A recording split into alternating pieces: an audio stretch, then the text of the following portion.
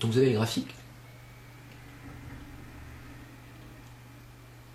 Graphique très intéressant. Il démontre le contraire exact. Si on est attentif aux statistiques, il démontre exactement le contraire de ce qu'il vient d'énoncer. Alors, malheureusement, on n'a pas le nombre de cas signalés avant. Curieusement.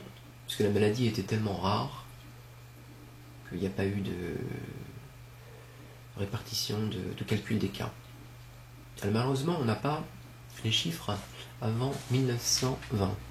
Ce qui est dommage, car on aurait sûrement eu encore une élévation des taux de tétanos.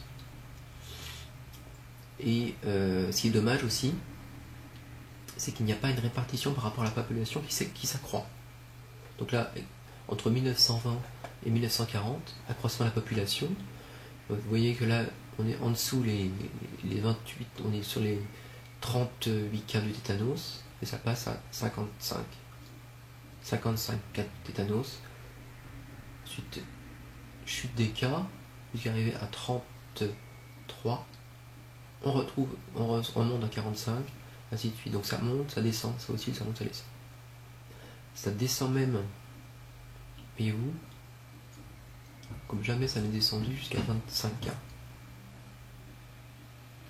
Et ça remonte ensuite. Alors ça remonte ensuite,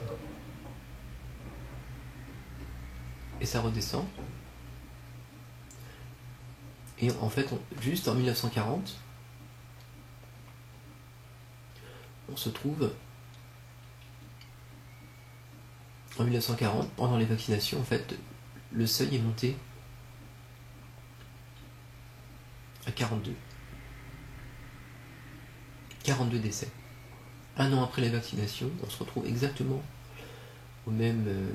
Dans les vaccinations, là, on n'a aucun indice de la couverture vaccinale. Alors on peut voir deux choses en fait. Si la couverture vaccinale avait été maximale, c'est-à-dire qu'on aurait vacciné toute la population, ce qui était impossible, et bien là on a une démonstration parfaite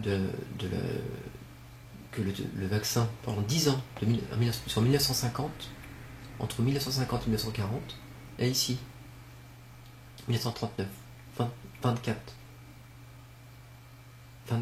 morts, et en 1950, 25. C'est-à-dire on a un mort de plus.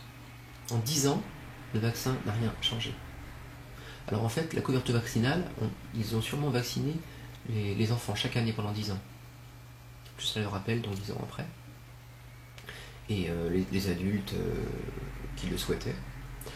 Alors comme vous voyez, on avait 25 morts, mais parmi la population, mais surtout des personnes âgées, très peu d'enfants.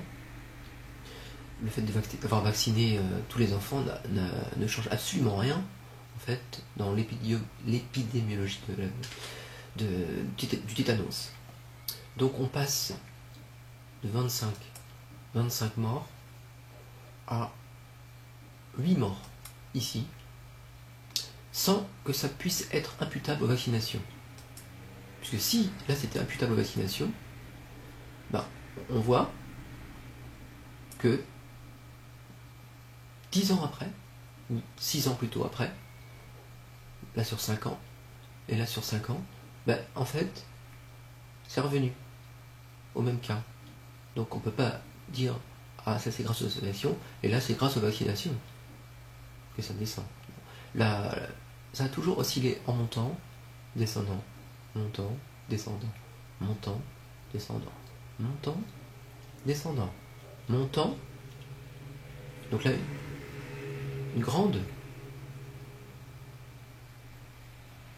la plus grande observée, montant, descendant, montant, descendant, montant, et là, remontant, de façon très importante. Vous avez vu? Donc ici, on peut dire que sans vaccination, on est passé de 55 à 25, ce qui fait donc 55 cas à 25 cas.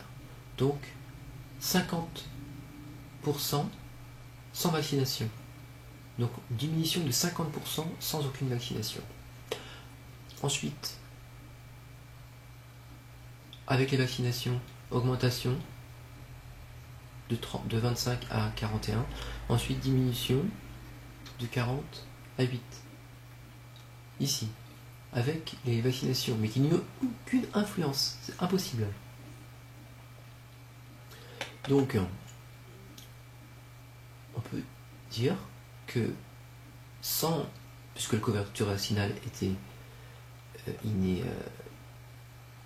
assez importante, qu'on est passé donc de 55 cas de décès à 8 cas de décès sans qu'il y ait eu d'impact de la vaccination. Alors il y a d'autres paramètres qui sont omis ici, c'est comme je l'ai rappelé tout à l'heure, du fait de la mécanisation et de l'éloignement des sources tétanifères, c'est-à-dire des ovins, des bovins, des équidés, qui dans leur selle ont des bactéries tétanium qu'ils rejettent dans le sol et qu'ensuite ils ingèrent à nouveau sur les produits consommés, sur les herbes. Donc on retrouve des spores tétaniques dans les zones où il y a beaucoup de ces animaux. Donc grâce à l'éloignement de ces animaux, en fait, des populations, on a pu constater que les spores tétaniques étaient de plus en plus rares. Donc là aussi, on aurait dû mettre aussi en évidence ça. Et aussi l'utilisation des antibiotiques, de la pénicilline G, qui contribue justement à améliorer le sort des personnes qui ont le tétanos.